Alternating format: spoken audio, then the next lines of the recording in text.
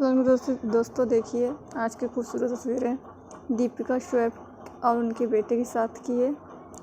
क्या आप बताइए कि ऐसी जैसी तरबियत, जैसी तालीम, जैसी परवरिश शोएब दीपिका अपने बेटे को दे रहे हैं, की परवरिश शाहरुख खान, आमिर खान और सैफ अली खान ने अपने बच्चों को नहीं दिया है। उन्होंने भले अपने बच्चों का नाम उर्दू में लिख रखा है, पर वो मुस्लिम है, पर उन्होंने ऐसी अपने रिलीजन के बारे में उनको नहीं बताया।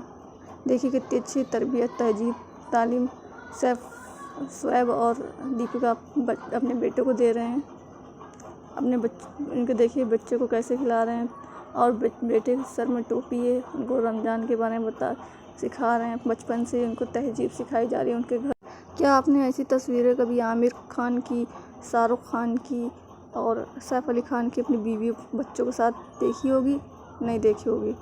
आपने पहली बार देख रहे हैं कि शोएब और दीपिका कैसी परवरिश अपने बच्चों की कर रहे हैं। तो चलिए, अगले को वीडियो पसंद आई तो लाइक करें, कमेंट करें, शेयर करें, सब्सक्राइब करें, ज़्यादा से ज़्यादा कमेंट करें। चलिए मिलते हैं अगले वीडियो में। अस्सलाम वालेकुम, खुदा हाफिज़।